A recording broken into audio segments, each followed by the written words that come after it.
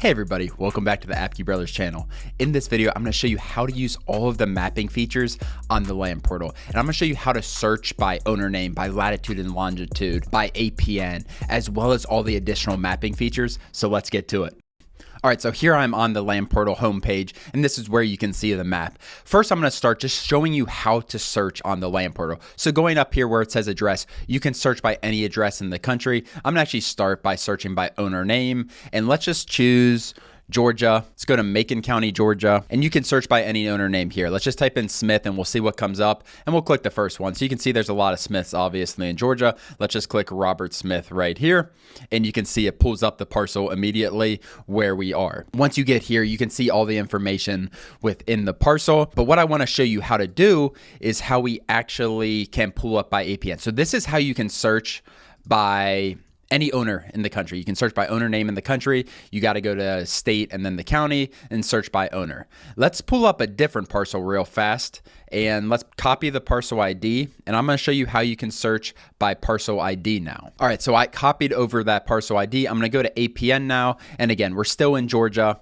and we're still in Macon County, and now I'm just going to put in the parcel ID that I just copied over, and you can see it is going to pull up that parcel. So that is how you can search by owner name and by parcel ID. You can also search by latitude and longitude. So if you go to latitude, longitude, I'm just going to go 38 and 75. It should take you anywhere.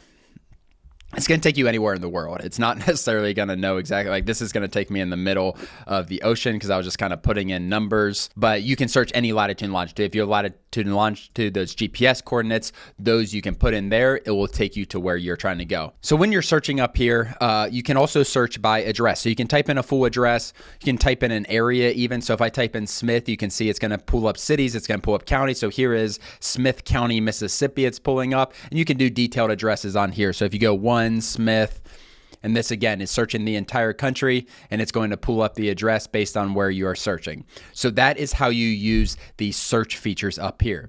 Now let's get into the actual mapping filter. So if you're trying to evaluate a piece of land, or if you're trying to evaluate an area, how do you do that? Just go down to Florida and we'll pull up the mapping features. Let's go and zoom in here.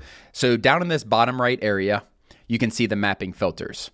And what you can do here, you can see we have owner name, all this stuff. If you don't want the owner name shown, you can pull all that off. As I zoom in, the parcels are going to start appearing, and you can pull off the owner name if you want to pull off the owner name. So if I just uncheck that, you can pull off that. If you don't want boundaries, you can uncheck that as well. So now we have these other features that you can see. You have contour lines, and this is the slope. So if you zoom in here, you can see 80 feet above sea level, 80 feet above sea level, 60 feet above sea level. So you can see the slope. And in more sloped areas, it's going to be more severe in terms of how this looks. And I'll show you that after we get through here.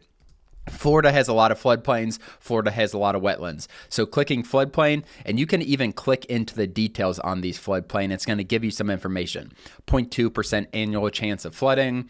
And then you can click off of here. You can do floodplain and wetlands at the same spot.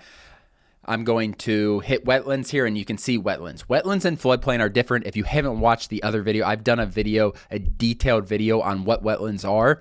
So make sure you search that and watch that in our channel.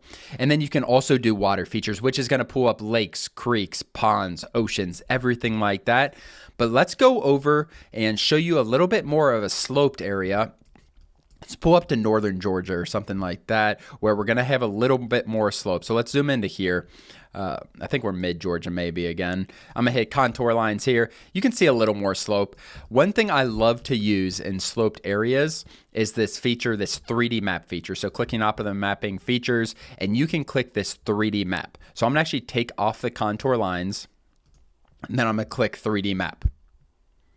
So you can see as this goes, you can see the 3D map here. I'm gonna actually even go to a more severe sloped area. Give me a second. We'll get up a little bit more sloped of area. Let's take off the 3D, and we're gonna even go a little more slope. So let's go somewhere like this, where it's gonna be very severe in terms of the slope. And when you zoom out here, you can see how severe the slope is within these areas. So this is something I like to use quite a bit when I'm evaluating land, the buildability of land in sloped areas especially, it's very, very valuable tool to use. So those are the search and mapping features within the land portal, which are very valuable to someone's land business, someone's real estate business. I put a 14-day free trial link in the description below, so check it out and let me know what you think. Other than that, thank you so much. We'll see you next time.